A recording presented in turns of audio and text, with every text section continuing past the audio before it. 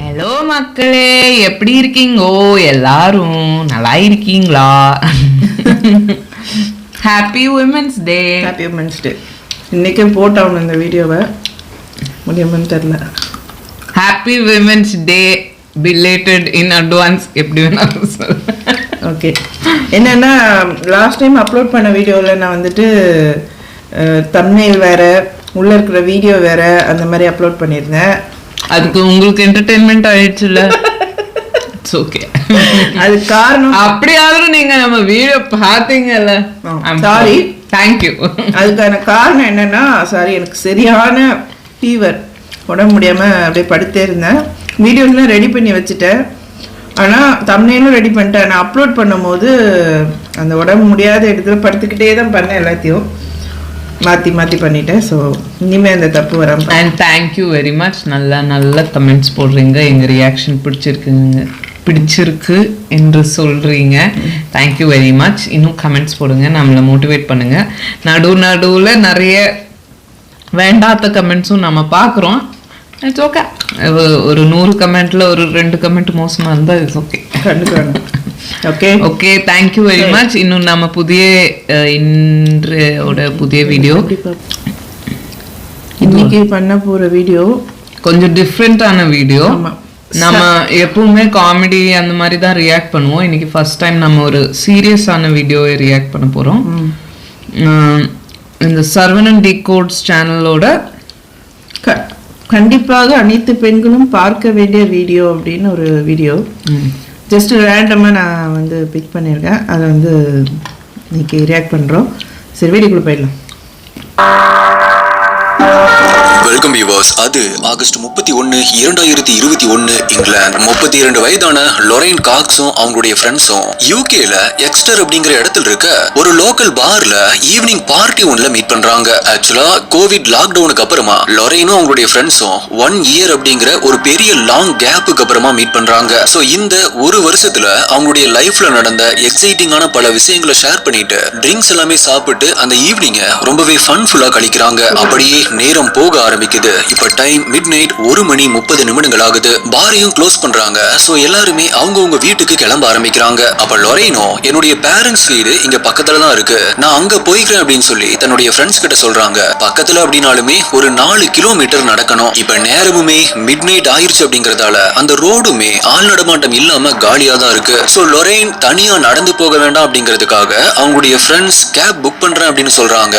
But லொரைனோ, it's okay, நான் நடந்தே போய்க்கிறேன் அப்படின்னு சொல்லிட்டு அவங்களுடைய ஃப்ரெண்ட்ஸ் எல்லாத்துக்குமே பாய் சொல்லிட்டு அங்கிருந்து கிளம்புறாங்க. பட் பிரச்சனை என்ன அப்படின்னா, பேரண்ட்ஸ் வீட்டுக்கு போறதா சொல்லிட்டு போன லொரைன் அன்னைக்கு வீட்டுக்கு போய் சேரவே இல்லை. அப்படி அவங்களுக்கு அன்னைக்கு நைட் என்ன நடந்துச்சு அப்படிங்கிற 2021 இங்கிலாந்துடைய மூளை முடுக்கெல்லாம் பேசப்பட்ட ஒரு கேஸ பத்தி தான் இன்னைக்கு வீடியோல நம்ம டீகோட் பண்ண போறோம். நீங்க பார்த்துட்டு இருக்கிறது சரவணன் டிகோட்ஸ். நான் உங்கள் சரவணன். வாங்க இன்னைக்கு வீடியோக்குள்ள போலாம்.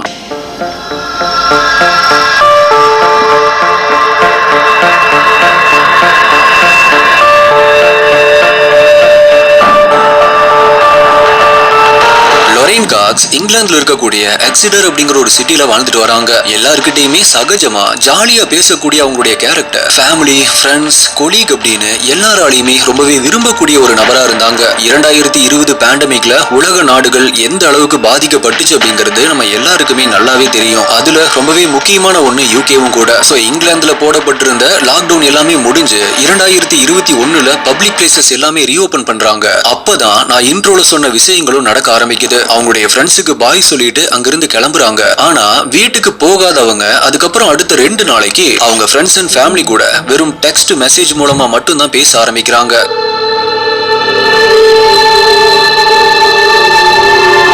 நார்மலா லொரைன் இப்படி டெக்ஸ்ட் மெசேஜ் எல்லாம் யூஸ் பண்ணவே மாட்டாங்க. அண்ட் அவங்களுக்கு கால் பண்ண ட்ரை பண்ணாலுமே அந்த காலை கட் பண்ணி விட்டுட்டு அதுக்கப்புறமா டெக்ஸ்ட் மெசேஜ்ல தான் ரிப்ளை பண்றாங்க. இது அவங்களுடைய ஃபேமிலிக்கு ஒரு சந்தேகத்தை எழுப்ப ஆரம்பிக்குது. சோ இத பத்தி லொரைன் கிட்டயே விசாரிக்கிறாங்க. பட் அந்த கேள்விக்கு லொரைன் ஈவன் டெக்ஸ்ட் மெசேஜ்ல கூட சரியா பதில் சொல்லல. அப்ப லொரைனுடைய பேரண்ட்ஸ் லொரைனுடைய ஃப்ரெண்ட்ஸ் கிட்ட நடந்த எல்லாத்தையுமே சொல்லி அவங்கள பத்தி விசாரிக்கிறாங்க. அப்பதான் அவங்க ஃப்ரெண்ட்ஸுக்கே அன்னைக்கு லொரைன் அவங்க பேரண்ட்ஸ் வீட்டுக்கு போகவே இல்லை அப்படிங்கிறது தெரிய வருது. சோ லொரைனுடைய ஃப்ரெண்ட்ஸ் அவங்க பேரண்ட்ஸ் கிட்ட லொரைன் கடைசியா உங்க வீட்டுக்கு போறதா சொல்லிட்டு தான் போனாங்க அப்படின்னு சொல்றாங்க. அதை கேட்டதும் லொரைனுடைய பேரண்ட்ஸ் ரொம்பவே ஷாக் ஆகுறாங்க. தங்களுடைய வீட்டுக்கு தான் போறதா சொல்லிட்டு கிளம்புனாங்க. ஆனா 2 நாட்களுக்கு மேலாகி இன்னும் வீட்டுக்கு வரல. அப்போ அவ எங்க போனா என்ன ஆச்சு அப்படின்னு பயப்பட ஆரம்பிக்கிறாங்க. சோ இனியுமே டைம் வேஸ்ட் பண்ண வேண்டாம் அப்படின்னு உடனடியா போலீஸ்ல லொரைன் மிஸ்ஸிங் அப்படின்னு கம்ப்ளைண்ட் ஃபைல் பண்றாங்க.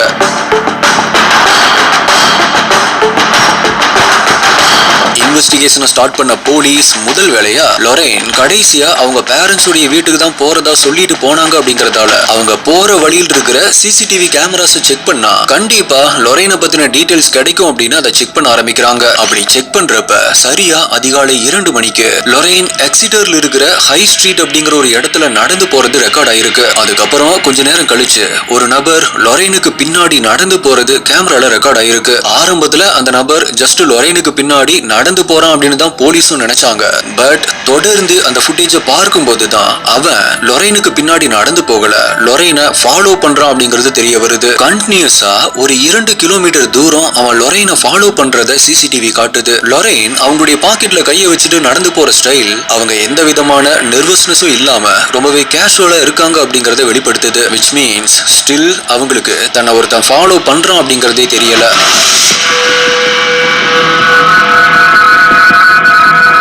பட் கொஞ்ச நேரம் கழிச்சு லொரைன் அதை உணர ஆரம்பிக்கிறாங்க. அப்படி அதை உணர்ந்து லொரைன் அவனை திரும்பி பாக்குறாங்க. அப்போ அவங்க 2 பேருக்குள்ளேயுமே ஒரு கான்வர்சேஷன் நடக்குது. பட் அவங்க அங்க என்ன பேசிக்கிட்டாங்க அப்படிங்கிறது சிசிடிவில போலீஸ்க்கு கிளியரா தெரியல. ஆனா அதுக்கப்புறமா லொரைன் ரோட கிராஸ் பண்ணி அனதர் சைட் ஆஃப் பிளாட்ஃபார்ம்ல ஏறி நடக்க ஆரம்பிக்கிறாங்க. அவனும் அவங்க பின்னாடியே ரோட கிராஸ் பண்ணி அவங்கள ஃபாலோ பண்றத கண்டினியூ பண்றான். இப்ப கொஞ்ச நேரம் கழிச்சு மறுபடியுமே அவங்க 2 பேருக்குள்ளேயுமே ஒரு கான்வர்சேஷன் நடக்குது. அகைன் இந்த முறையுமே அவங்க 2 பேருமே என்ன பேசிக்கிறாங்க அப்படிங்கிறது கிளியரா தெரியல.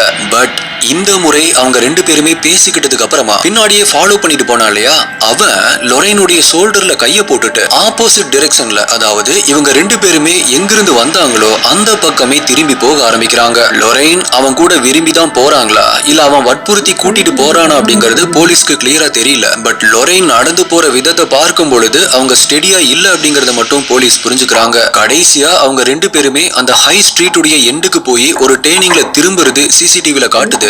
பட் அதுக்கப்புறமா எந்த ஒரு எனக்கு நான் இது வரைக்கும் ஃபுல்லாக பார்க்கல. I want to ask you, அது ஏதோ ஒரு பொடி இருக்குல்ல, அதுவா இது? ஏதோ இப்போ புதுசாக ஒரு ஸ்கேம் நடக்குதாமே, இது எங்கேன்னு கேட்டுட்டு இது ஒரு டஸ்ட் மாதிரி ஏதோ இப்படி ஸ்ப்ரே பண்ணும்போது ஹிப்னோடைஸ் மாதிரி ஆகுது. ஐ டோன்ட் நோ இஃப் இது ஸ்கேம். இது நம்ம அவங்க சொல்கிற மாதிரியே போவோன்ற மாதிரி. இதெல்லாம் எங்கள் அம்மா நான் சின்ன பிள்ளைய ஸ்கூல் படிக்கும்போது சொல்லி பயமுறுத்தின விஷயங்க. கரெக்ட் தான், அந்த இடத்துல இருந்துச்சுதா இந்த மாதிரி கர்ச்சீஃப்ல வச்சிருப்பாங்க, இப்படி பண்ணுவாங்க, நீ வந்துட்டு அப்படியே மறந்து நீ அவங்க பின்னாடியே போயிடுவ, அதனால யார் வந்து பேசினாலும் அவங்க கிட்ட நீ பேசக்கூடாதுன்னு என்ன பயம். பார்த்தா அந்த மாதிரி தான். அந்த காலெல்லாம் பார்த்தீங்களா, காலெல்லாம் கிளியா நடக்குது, ஒரு மாதிரி இப்படி நடக்குதுல்ல, தெளிவா இல்லை, இன்டாக்சிகேட். அந்த அவன் கை இங்கேயே வச்சிருக்காங்க, விழாத இருக்கிற மாதிரி நினைக்கிறேன். ஒரு கேமராலையுமே அவங்க ரெக்கார்ட் ஆகல. சோ அதுக்கப்புறமா அவங்க எங்க போனாங்க, லொரைனுக்கு என்ன ஆச்சு அப்படிங்கிறது யாருக்குமே தெரியல.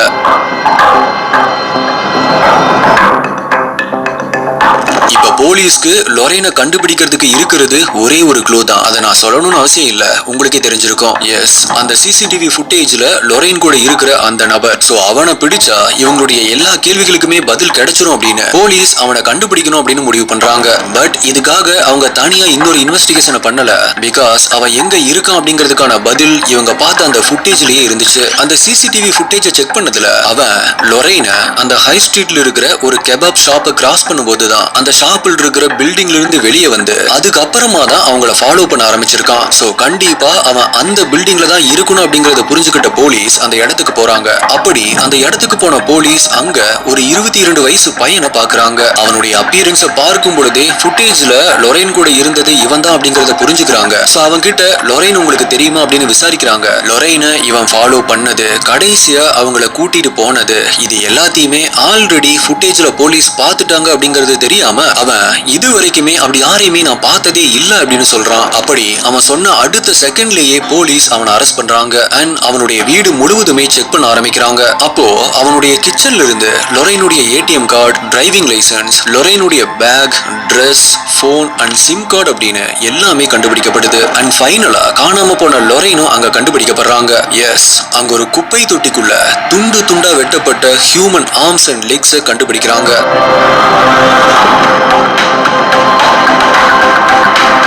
அல்டிமேட்லி போலீஸ்க்கு இது லொரைனுடைய ரிமைன்ஸா இருக்கும் அப்படிங்கிறது தெரிஞ்சாலுமே அதை கன்ஃபார்ம் பண்ணிக்கணும் அப்படிங்கிறதுக்காக அந்த ரிமைன்ஸை DNA டெஸ்ட்டுக்கு அனுப்புறாங்க. அண்ட் எஸ், அந்த ரிசல்ட் அது லொரைன் தான் அப்படிங்கறத கன்ஃபார்ம் பண்ணுது. சோ இப்ப அவனை விசாரிச்சதுல இவனுடைய பெயர் அசாம் மங்கோரி அப்படிங்கிறது மட்டும் இல்லாம இவன் ஈராக்ல இருந்து இல்லீகலா யூகேக்கு தப்பிச்சு வந்த ஒரு இமிகிரண்ட் அப்படிங்கறதும் தெரிய வருது. சோ போலீஸ் மேற்கொண்டு லொரைனை பத்தியும் அவங்களுக்கு என்ன ஆச்சு அப்படிங்கறத பத்தியும் விசாரிக்கிறாங்க. அதுக்கு அசாம், CCTVல நீங்க பார்த்த மாதிரி லொரைனை ஃபாலோ பண்ணது, அவங்க கூட பேசுனது எல்லாமே நான் தான். ஆனா நீங்க நினைக்கிற மாதிரி அவங்களுடைய இறப்புக்கும் எனக்கும் எந்த சம்பந்தமும் இல்ல அப்படின்னு அன்னைக்கு என்ன நடந்துச்சு அப்படிங்கிற ரொம்பவே வியர்டான ஒரு கன்ஃபெஷனை சொல்ல ஆரம்பிக்கிறான். அப்படி அவன் கொடுத்த ரொம்பவே வியர்டான வினோதமான கன்ஃபெஷன் இதுதான்.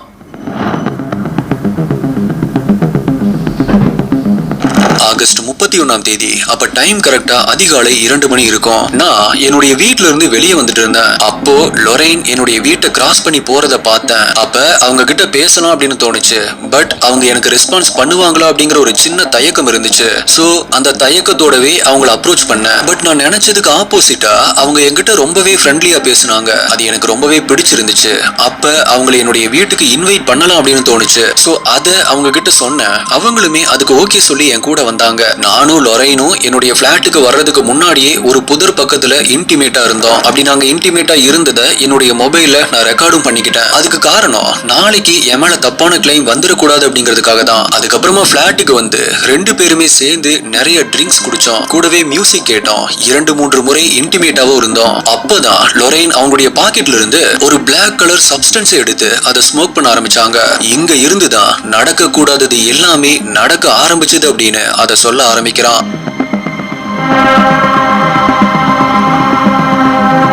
அப்படி அவங்க எடுத்த பிளாக் சப்ஸ்டன்ஸ்ல எனக்கும் கொஞ்சம் கொடுத்தாங்க. எனக்கு அது என்னன்னு தெரியல.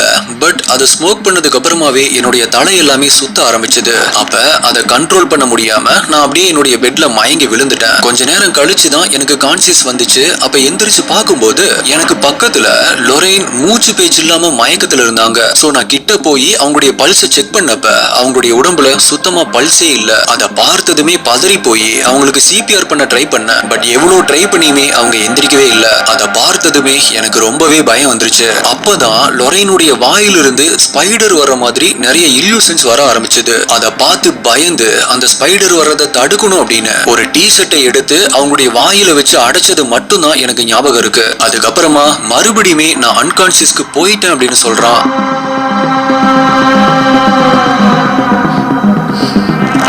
நான் இது எல்லாமே ஒரு கனவு அப்படின்னு நினைச்சேன். இப்ப கொஞ்ச நேரம் கழிச்சு மறுபடியுமே கான்சியஸ்க்கு வந்ததுக்கு அப்புறமா தான் இது எதுவுமே கனவு இல்ல அப்படிங்கறதும், அதை விட முக்கியமா லொரைன் இறந்துட்டாங்க அப்படிங்கிற உண்மையும் எனக்கு தெரிஞ்சது. அப்ப அந்த இடத்துல எனக்கு என்ன பண்றது அப்படின்னே புரியல. போலீஸ்க்கு கால் பண்ணி நடந்த எல்லா விஷயத்தையுமே சொல்லிடலாம் அப்படின்னு நினைச்சேன். ஆனா எங்க போலீஸ் நான் தான் லொரைனை கொலை பண்ணிட்டேன் அப்படின்னு சொல்லிடுவாங்களோன்னு பயந்து அந்த ஐடியாவை அப்படியே விட்டுட்டேன். அதுக்கப்புறமா லொரைனுடைய உடலை என்ன பண்றது அப்படின்னு தெரியாம அடுத்த 3 நாட்கள் என்னுடைய வீட்டிலேயே வச்சிருந்தேன். பட் 4வது நாள் அவங்களுடைய உடம்புல இருந்து நாற்றம் வர ஆரம்பிச்சது. அப்ப அந்த சிச்சுவேஷன்ல அவ்வளவுதான், இன்னும் கொஞ்ச நேரத்துல இந்த ஸ்மெல் எல்லாருக்குமே ஸ்ப்ரெட் ஆகி இங்க நடந்தது எல்லாத்துக்குமே தெரிய போகுது. போலீஸ் நான் தான் லொரைனை கொலை பண்ண அப்படின்னு என்ன ஜெயில போட போறாங்க. பண்ணாத தப்புக்கு நம்மளுடைய வாழ்க்கையே முடிய போகுது அப்படின்னு நான் ரொம்பவே பயந்துட்டேன். அப்ப எனக்கு இருந்த வார்த்தைகளால விவரிக்க முடியாத அந்த பயம் என்ன ஒரு மோசமான முடிவை எடுக்க வச்சது. அந்த கொலைப்பழியிலிருந்து நம்ம தப்பிக்கிறதுக்கு ஒரே வழி ஸ்மெல் அதிகமா பரவுறதுக்குள்ள லொரைனுடைய உடலை யாருக்குமே தெரியாம டிஸ்போஸ் பண்ணிரணும் அப்படிங்கறது தான். சோ நான் அதுக்கான வேலைகளை செய்ய ஆரம்பிச்சேன் அப்படின்னு சொல்றான்.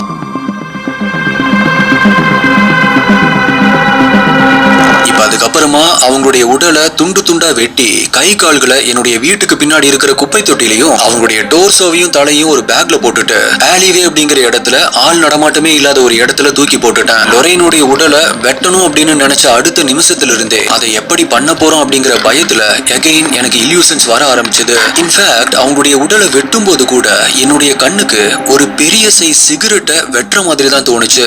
அப்படி ஒரு அன்ஸ்டேபிள் மென்டல் ஸ்டேட்ல தான் அங்க நான் இருந்தேன். நான் பண்ண ஒரே ஒரு தப்பு அவங்களுடைய இறந்த உடலை யாருக்குமே தெரியாம டிஸ்போஸ் பண்ணது மட்டும்தான். அந்த தப்பை நான் ஏத்துக்கிறேன். ஆனா அதையும் வேணும்னு நான் பண்ணல. என் மேல கொலைப்பழி விழுந்துட கூடாது அப்படிங்கிற பயத்துலதான் அப்படி பண்ணிட்டேன் அப்படின்னு சொல்லி அவனுடைய கன்ஃபெஷனை முடிக்கிறான்.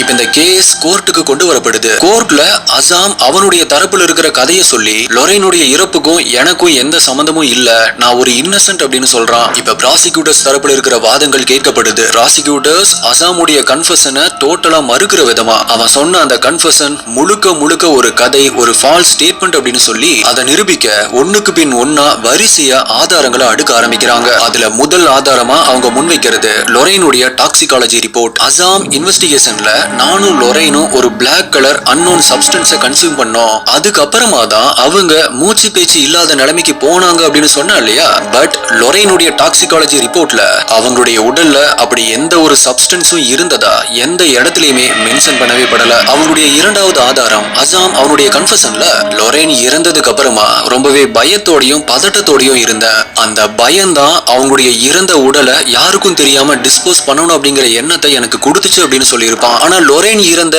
அடுத்த 3 நாள்ல அசாம் மொத்தமா 3 சிசிடிவி ஃபுட்டேஜ்ல ரெக்கார்ட் ஆயிருக்கான். முதல் ஃபுட்டேஜ் லொரைனுடைய டோர்சோவையும் தலையும் டிஸ்போஸ் பண்றதுக்காக அசாம் ஒரு சூப்பர் மார்க்கெட்டுக்கு போய் bin bags, tape, suitcase and air பியூரிஃபையரை வாங்கியிருக்கான் அப்படின்னு சொல்றாங்க.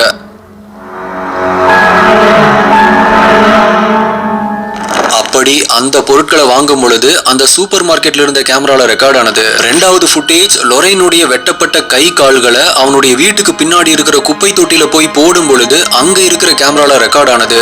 கடைசியா மூணாவது ஃபுட்டேஜ் லொரைனுடைய தலையும் டோர்சோவையும் ஆலிவேல தூக்கி போட்டுட்டேன் அப்படின்னு சொன்னா இல்லையா. அப்படி அவன் ஆலிவேக்கு போற வழியில சிசிடிவில ரெக்கார்ட் ஆன ஃபுட்டேஜ். இந்த 3 ஃபுட்டேஜ்லயும் அசாமுடைய பாடி லாங்குவேஜ உன்னிப்பா கவனிச்சு பார்த்தோம் அப்படின்னா அது ரொம்பவே காமா, ரொம்பவே கூலான ஒரு மனநிலைமையில் இருக்கிற ஒருத்தனுடைய பாடி லாங்குவேஜ் தான் வெளிப்படுத்ததே தவிர அசாம் சொன்ன மாதிரி பயத்திலையும் பதட்டத்திலையும் இருக்கிற ஒருத்தனுடைய பாடி லாங்குவேஜ் அது வெளிப்படுத்தவே இல்ல. அண்ட் கடைசியா மூன்றாவது ஆதாரம் அசாம் நான் லொரைனுடைய பாடியை வெட்டணும் அப்படின்னு நினைச்சதுக்கு அப்புறமா அதை எப்படி பண்ண போறோம் அப்படிங்கிற பயத்துல எனக்கு பல இல்யூஷன்ஸ் வர ஆரம்பிச்சது. லிட்ரலி நான் ரியாலிட்டியே என்னன்னு தெரியாத ஒரு மனநிலைமையில தான் இருந்தேன் அப்படின்னு சொன்னா இல்லையா. அசாமுடைய மொபைல்ல கூகுள் ஹிஸ்டரியை செக் பண்ணதுல லொரைன் உடலை வெட்டணுதா சொல்லப்படுற அந்த நாள்ல அசாம் ஒரு உடலை எப்படி வெட்டுறது அப்படின்னு எக்கச்சக்கமான வீடியோஸை பார்த்திருக்கான் அப்படிங்கிறது தெரிய வருது.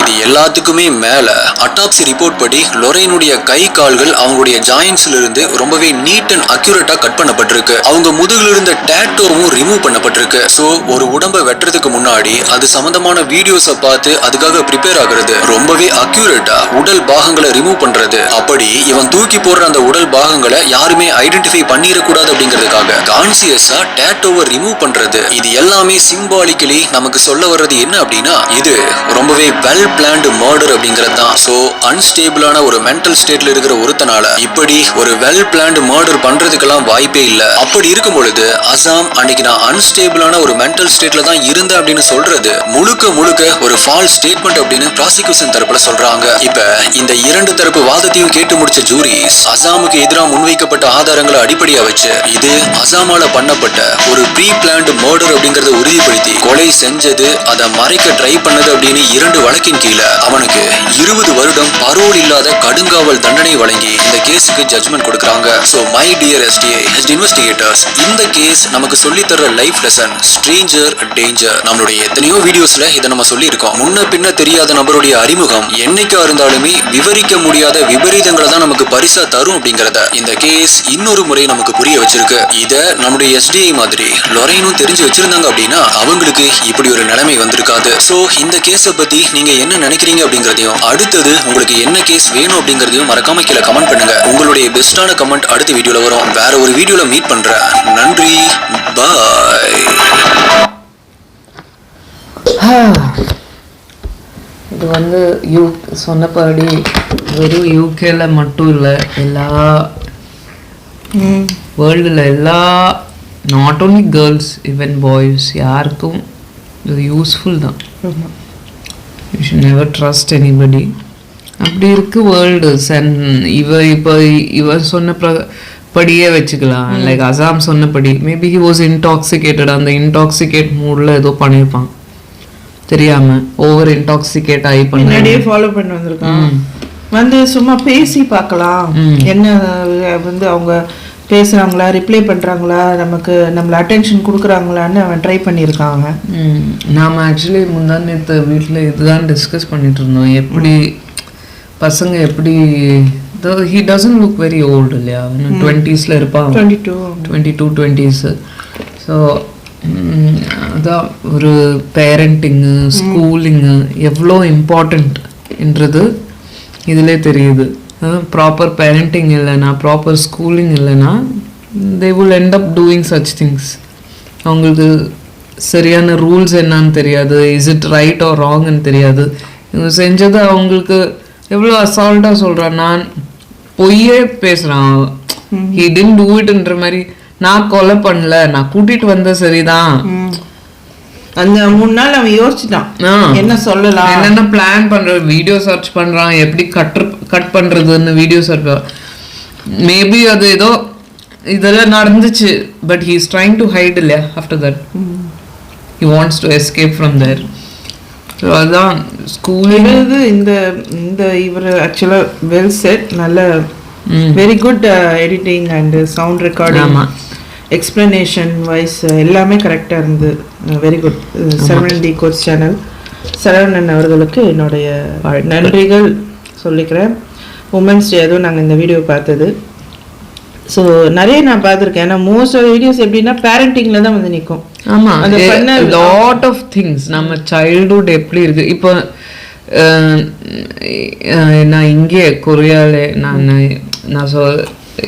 ஆர்குமெண்ட் நடந்துட்டு இருந்தது 2-3 நாளா. இந்த மாதிரி Korea is one of the கொஞ்சம் இருக்கிறதுல பார்த்தா கொஞ்சம் சேஃபா இருக்குது. ஏன்னா அது உண்மைதான். ஆனா அவங்க அப்ப ஆர்கியூ பண்றாங்க, நிறைய டார்க் சைடு இருக்கு, தேர் ஹைடிங்ன்ற மாதிரி. அது இப்போ எல்லா ஊர்லயும், அதாவது கொரியால வந்து கிரைமே நடக்கல, கொரியால வந்து எந்த இதுவும் நடக்கல அப்படின்னு நான் சொல்ல முடியாது. கொரியாலையும் நடக்குது. ஆனா நம்ம எதையுமே கம்பேர் பண்ணி தானே டிசைட் பண்றோம். கண்ட்ரின்னு வரும்போது இன்னொரு கண்ட்ரியோட டிசைட் பண்றோம். அப்படி இருக்கும்போது அந்த ரேட் வந்து கம்மி இங்க இருக்குன்னா I think even this country has to control. இல்லைன்னா it's good for us, good for everybody. And even then எவ்வளோ சேஃபாக இருந்தாலும் it's better to you know stay away from such situations. முடிஞ்ச அளவுக்கு டோன்ட் பிலீவ் எனிபடி. அது இன்கேஸ் இந்த மாதிரி ஒரு சிச்சுவேஷன்ல நீங்க மாட்டிருக்கீங்க என்ற அந்த மாதிரி ஒரு சிச்சுவேஷன் வந்துச்சுன்னா கேப் கால் பண்ணுறதோ இல்லை தெரிஞ்ச ஆளை கால் பண்ணி என்ன பிக்கப் பண்ணு, அந்த மாதிரி குரூப்பாவே இருங்க. இட்ஸ் நாட் தட் இந்த மாதிரி சிச்சுவேஷன் யார் வேணாலும் ஆகலாம். வி மேக் பி இது இப்போ பேசுனதுக்குன்னு இல்லை, ரேண்டமா வந்து கிட்னாப் பண்ணிட்டு கூட போகலாம். அந்த மாதிரி நீங்க தனியா இருக்கீங்கன்னா யாராவது கால் பண்ணுங்க, அவங்க பிக்கப் பண்ண சொல்லுங்க. இல்லைன்னா நீ 3 பொண்ணுங்க யூனோ அட்லீஸ்ட் குரூப்பா போங்க. இட்ஸ் நாட் லைக் யூனோ இந்த மாதிரி ஏன் அப்போ பொண்ணுங்க வெளியே போகக்கூடாதான்னு நெக்ஸ்ட் கமெண்ட் வரும். அந்த மாதிரி இல்லை, லைக் as in சேஃபா இருக்கிறது தான் நமக்கு மோஸ்ட் இம்பார்ட்டன்ட் இல்லையா. இந்த காலத்துல வந்து ஜெண்டர் டிஃபரன்ஸ்ல போச்சு காலம். அந்த காலத்துல ஆமா, இப்பெல்லாம் பொண்ணு பையன் யாருக்குமே சேஃப்டி கிடையாது. முன்னாடி இது நார்த்ல ஹரியானா எங்கன்னு தெரியல, ட்ரெயின்ல போயிட்டு இருக்கும்போது போகியில ரொம்ப க்ரௌட் இருந்ததுன்னு சொல்லி ஒரு பையன் வந்து இன்னொரு பையனுக்கு he is just taking video, அவன் வந்து நைஸா முத்தம் கொடுத்துருக்கான் அந்த பையனுக்கு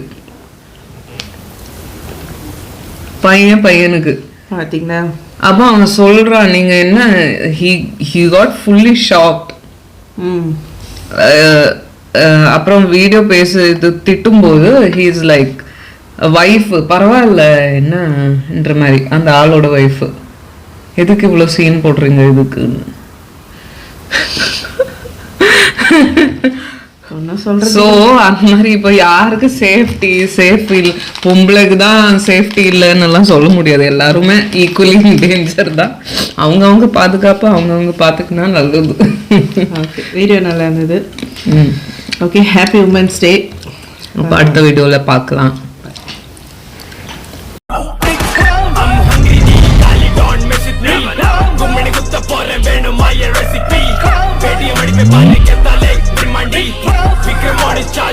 Come and salute me. I'm hungry, nee, gali, don't mess with me. Gumane kutta porre, venum my recipe. Vedi amadi pe pari, get the like, pirmandi.